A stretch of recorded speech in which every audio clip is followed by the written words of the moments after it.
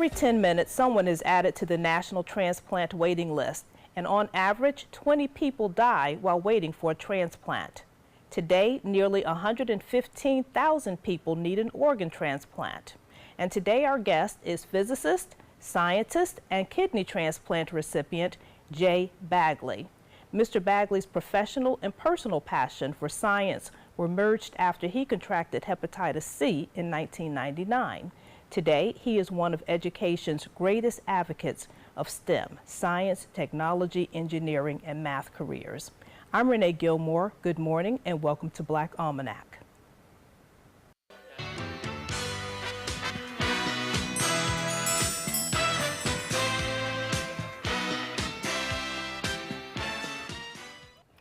Mr. Bagley, thank you so much for joining us today on Black Almanac. You have one of the most interesting backgrounds I have ever heard in terms of career choices and how you arrived at that career choice. And you've managed to marry your career passion with the passion that you have for life in terms of science and physics and that kind of thing. In fact, I see that you're wearing your Gift of Life t-shirt. Can we start off by telling our audience a bit about A Gift of Life and how you got involved, Mr. Physicist? Well, A Gift of Life is a nonprofit program, and it's for transplants, people who have a second chance at life. And that would be you? That would be me. I'm a very healthy person. I played basketball, I went up to a professional level, and I thought I was in great shape. However, sometimes heredity plays a part in diseases that we pick up. And I had usually lived in the outskirts of the Philadelphia area. That's where I've been living. But I moved into the inner city, and the pollutions and things that went along with living in the inner city got the best of me, so I developed asthma. And developing asthma, I'm like, where did this come from? I'm running 6 miles a day. But it did capture me, and it's a disease that many people get. Being as active as I was, I didn't want to stop the things I was doing, but when you can't breathe, it's hard to do a lot of things. I think so. And you were playing basketball on a regular basis at that point? Every day. And, you know, we try to stay in shape. Us athletes from the past, because we know we have big hearts. And like, if you stop playing as a track star, wrestler, football player, your heart is still enlarged and it still has to beat. So it's best that you stay toned in some type of way to stay in some type of shape. So many times you heard of athletes laying on the couch and they have heart attacks from lack of activity. So if you're a young person and you've always been active in your life, continue to do that all the way through your life. So back to the asthma. I had gotten attracted asthma and it was hard to breathe and things, so I had to take a lot of medications. And when you have a nice, clean, pure body from being athletes, when you don't smoke, drink, or do anything extra into your body, these things are attack on your system. So we tried a lot of experiments because I was dragging myself having asthma attacks weekly to the hospital, so I was on a lot of medications. And these medications started affecting my body in different ways. So I had attracted, my immune system had failed, and I attracted Hep C. Hepatitis C. Hepatitis C. And this is this disease is unknown to our generation, but all of us baby boomers, it's hidden somewhere in our body system. And with my immune system going down, I attracted it. At that time, they was using a new form of medication, Interferon, and you had to do injections. Well, it didn't go well for me. I was one of the types that rejected the medication. So with that, my kidneys began to fail.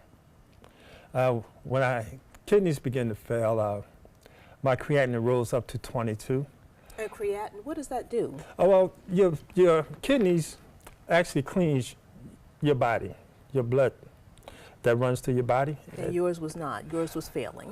It was failing. The reaction in your eyes changed, turned colors. Your skin changes its color. This is what we call jaundice? Yeah, it's a form of it because your liver is affected and your skin turns very dark. And unknown to me, I'm the smart guy who can fix himself.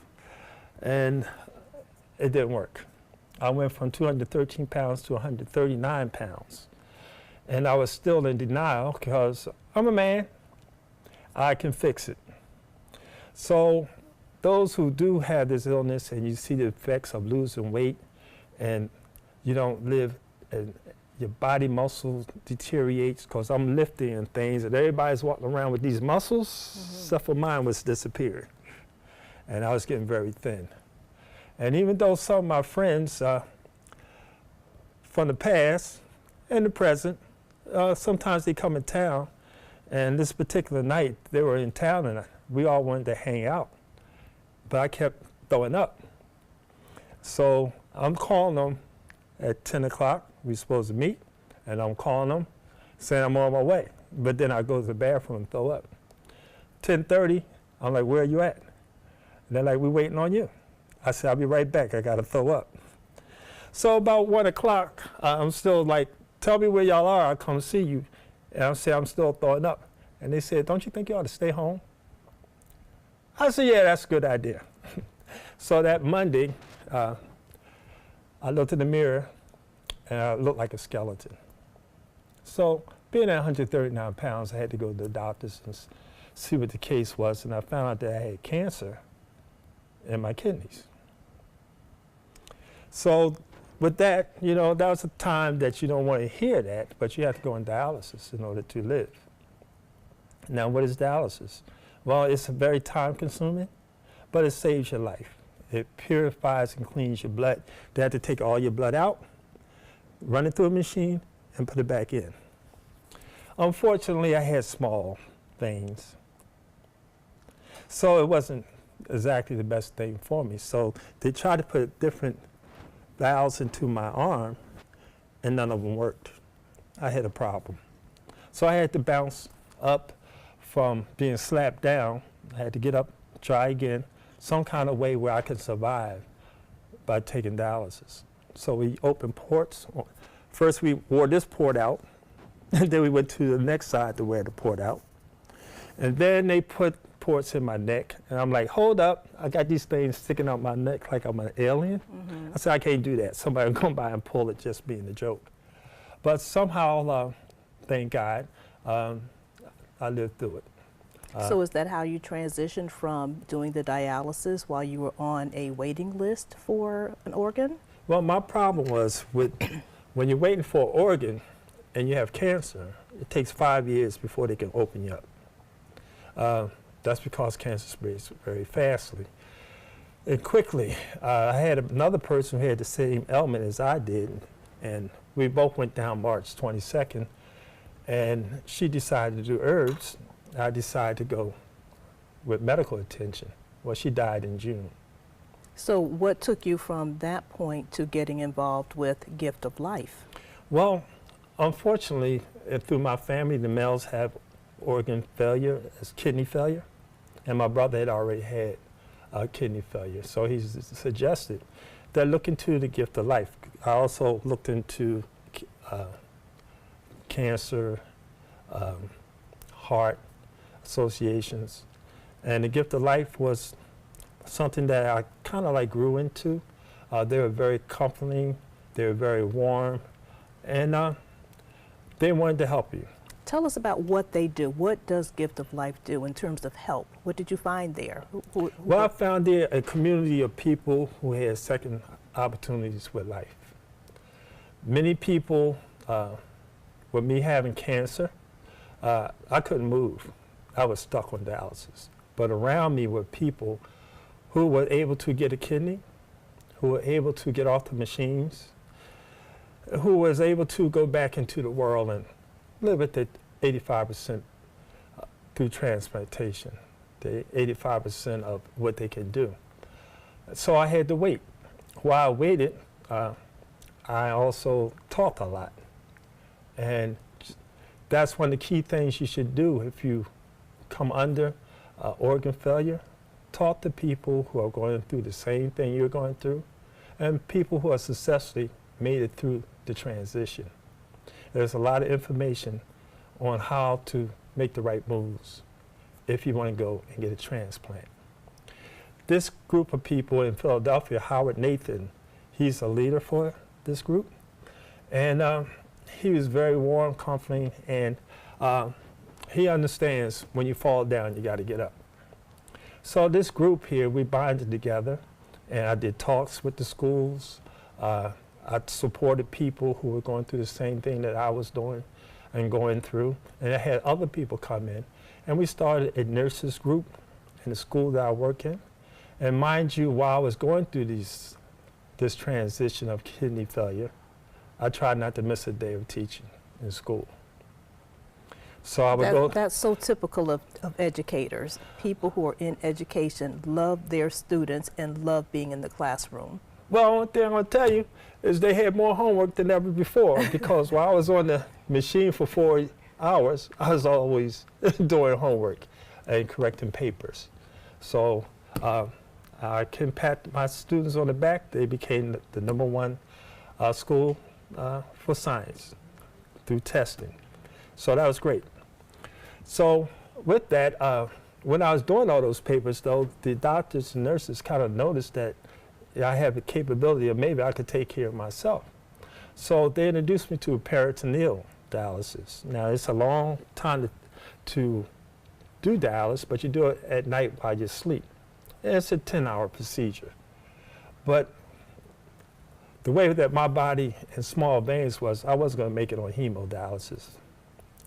There was going to be some failures. So I switched and I learned how to do the peritoneal dialysis. And it went from 2007 up to 2013 is when I transited with my transplant. However, there were some problems along the way. Not only was the veins too small, but there was hemodialysis was really hard on my heart. And I felt as though I thought that was like the most strength that I had. But it's really tough being in those situations. But Gift of Life was able to have a support system for you throughout this Absolutely. We have people who's walking among us who have transplanted hearts. We have people walking among us who had transplanted kidneys. We have people among us who had skin grafts. We have people among us who have different parts of their body replaced, and that's all through the Gift of Life. It's a good thing on your license when they say if something happens to you to give an organ. Well, one person who dies can maybe save 9 people's lives, extend their life. And that's how important it is. It's nothing scary. Nobody's going to try to kill you to take your organs. But if you're going, it's a beautiful thing to give someone else a chance to go on and live. So you live today, I hear you saying, because someone gave their organs upon their transitioning to out of this world. Exactly. Strange thing, you get a lot of opportunities for your body parts to come to you. And it sounds like a little Frankensteinish, but it's reality. When people are donating their organs, it's offered to you. Now, sometimes the organ is connected to a disease. You don't want that organ. You have to reject it because there's a 25% chance that you may attract that disease once you get the organ into your body. So you want a clean organ. The best organ is a living donation. But if you can't get that living donation, then another good organ is someone in an accident who is healthy and strong. Okay. Now I'm blessed to be watching TV and a young lady got hit with a car on a bicycle. Not knowing to me, they called me later and said they had a kidney for me. It was a lady who was 42 years old and was killed on a bicycle. And that was the same person that you happened to be watching television and saw in the accident? Scary. Isn't that scary? That's scary. But it's also the reality of organ donations. Mm-hmm. And everyday life. And she was good enough to want to donate a part in which I received. 42 years old. I'm not going to tell you how old I am, but I do feel a little bit young in my mind and in my body because it was truly a blessing. Well, let me ask you in terms of blessings and transitioning from your own medical condition and being able to work with Gift of Life and your medical team to get you back into really good health. I know that you are a professor of physics at Temple University still. Today you're doing that. And how did you get connected with going from your personal science, personal medical issue to getting so involved with physics as you are now? You're even teaching teachers about physics, which is a separate issue. So many times, many of us cringe when we think about having to go into a physics classroom or a science classroom. Hence all of this discussion over the last 15 years about the importance of STEM, the science, technology, engineering, and mathematics careers, as well as STEAM, now putting the arts into it. But so many of us, particularly those of us, if you will, who are the creative types, are kind of fearful. And so, but you are trying to change that as a result of your personal experiences. How did you segue into, again, going from having your medical issues to becoming such an advocate and proponent of STEM and STEAM careers? Well, as a kid, we all have dreams. And kids who dream, they should keep dreaming, because one day they want that dream to come true. Once again, I feel blessed because I wanted to be in a movie. So I did a movie called The Fish That Saved Pittsburgh with Dr. J. I've seen that. I wanted to travel around the world. So I was with the People to People Ambassador program that took me to Australia, New Zealand, East, West, Europe, Mexico, Canada, and islands, different islands. And I swam in the middle of the Pacific Ocean. Swam in the middle of the Atlantic Ocean. And I fly single-engine planes. And I had the opportunity to do the zero gravity as well as going to 82,000 feet in the air in a plane. And this is with your new kidney. All of this with the new kidney. Well, I was doing research at Penn State, which was, our research was nanotechnology. And when we was changing, we have silicate chips, smart chips that goes into so many things. Well, our research was on MgO, which is magnesium oxides. So we were trying to see how long it would last, if it could last longer than the SiO2, which is silicate chips. So with that, in that study, while I was researching at Penn State University, an invitation came across the line that I wanted to be an astronaut. And like I said, when you're a kid, you have dreams, and this opportunity came from out of nowhere. And I went for it. However, I was sick. I was still had things hanging out of me. But I still went on and got it and did a zero gravity, which we float in the air and do a lot of experiments on a special airplane, Discovery, that is designed for, it's expensive, but they backed me up. Someone took care of that part of it. And as a teacher in the state of Pennsylvania, I was the one and only teacher that had that opportunity to float in space. When I went up to 82,000 feet, I just passed out. Now I have other, which brought into mind the STEM program where I am now. Now I have my transplant. My heart is half metal. I have a kidney replacement, but I still love science. But I also love kids. And we're pushing forward now with the STEM programs, and you may hear a lot about it. But I have a person named Karen Jo Messler. She's an American Soldier physics teacher out of Dallas, and she and all of us are part of the PTRA program. That's Physics Resource Teachers Agents.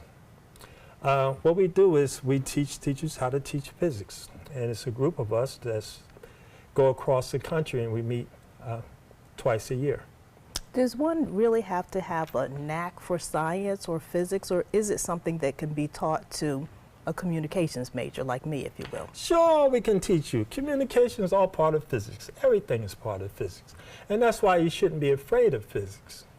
Don't let the equations and the math get you, because that's all part of our everyday life. We call it sustainability. So what we're trying to do these days And I have Dr. Knoll out of Temple University, Dr. Susan Banham out of Temple University. I have Dr. Bracey in the engineering department. We're a group who are working together to reach out in our community. So with my projects, they really got my back on helping me do the workshops. They do workshops as well. And we teach teachers how to teach science. Can you give us one example of what you do in terms of helping teachers communicate better, if you will, take the fear out of learning physics or learning science courses? Physics is fun. Let's get that clear. Okay. I'm accepting this because you're the guest, so tell me more. Sure, I'll tell you more. Well, my latest, May 7th, I had 80 teachers, and I show them the materials they need to make a class of physics fun. Like what? What's an All right, example? so what do you do in the workshop? Let's take cars. Cars is part of our everyday life. But what is the mechanics of the cars? Do they go in one dimensions? Do they go in two dimensions? Is there some rotational forces involved with that? What is the combustion of the engines? What are they doing? Why do we need fuel and gasoline? What happens when we add that to it? What happens when a car collides into a wall? Is the wall colliding to the car, or is the car colliding to the wall? Or are they pushing each other back? These are some things that we need to understand. Why do we wear seatbelts? Did we realize 15 years ago without the seatbelt, or 20 years ago without the seatbelt, when you collide into something, you fly out the car? And that's physics. And that's physics. The seatbelt keeps you in the car. So basically, physics is a way of helping human beings stay alive. We set boundaries. The speed on the highway, we have it that you should go 60, maybe 70 miles an hour. That's sustaining the car and your life, because you can get out of control when you go further or faster than that. 100 miles an hour, you gotta get control because it lifts off the ground and you don't have control anymore. So therefore you find trees that people hit and the tree hits back. Who's usually the winner? Mm-hmm. The tree. So many times when we talk about science and talk about medicine, it sounds like you have certainly found many, many opportunities to observe up close and personal how those two come together and live together on an everyday basis, the science, physics, and how those things impact our everyday lives, including those of us who may need an organ transplant, and understanding how these things work together. You've been teaching for quite a long time now. What do you have to say in terms of encouraging young people to go into those fields, and particularly young women and minorities who are often not channeled towards that direction? Well, Dr. Banham and Dr. Bracey, we work together to push women into science and to help women, young ladies, I should say, into science, because there is a fear. And our history shows that a lot of women, young women, were held back from being in the science class, was held back to be that mathematician. They are very important to the direction of technology, the direction of STEM, which is science, technology, engineering, and math. But also we have an aid that we injected in there, and that's the arts. And hence, you would know a little bit about that, particularly given that you have been on camera yourself in terms of that movie. Well, yes. And when you're young, you had these dreams. You want to be in a movie. You want to do some arts. You may want to be a painter. But all through history, our recollections of civilization has been painted on a cave wall. Yes. Has been painted on the arts. Yes. On sheets of papers. And today we do it digitally, but it's all part of our history. So young women as well as young men can go into that direction. Math is not as hard as they make it. You just have to put time in it, because math moves just like life. 1 and 1 is 2. And you go from there. Anything else is off the path. Well, I want to thank you so very much for joining us today and talking so much, sharing a very personal story about your personal health, but how the experiments that have been done through science and through medicine with you, whether it be going into space or traveling around the world telling other people and talking to teachers and folks who are in science and mathematics and physics about how it impacts lives and the gift of life, if you will, that organization that is helping people like those of you who have transplants still live their dream. So we appreciate all that you say and live about continuing on with your dream and never giving up on the dream. So thank you so much for joining us today, and we're certainly glad to have you here on the Suncoast. Well, I thank you very much. And for our young people, you will get knocked down, but remember, you got to get back up. Absolutely. So let me just ask you one last question before we get out of here. We only have about 45 seconds, so before we get out of here, any advice that you would give young people who may have an interest in science but have a fear about sitting in a classroom and not getting the best grade? We all want to be A students, so any advice about getting over the fear of science? Many of our historical famous people or people who have succeeded in science didn't always get all the A's in science. Okay. Didn't always get all A's in math. However, sometimes it takes time, as Piaget would say, for the student to become concrete.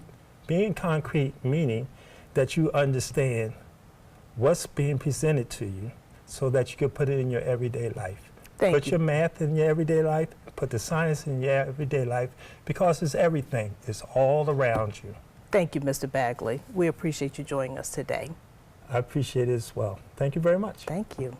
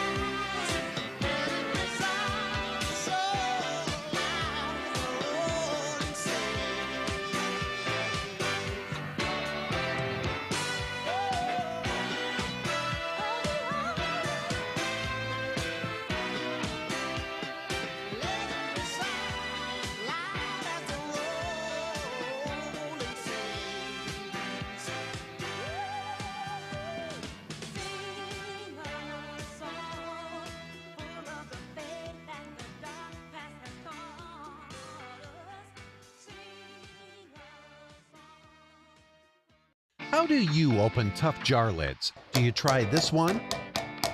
Or this one? Or how about this one? Honey?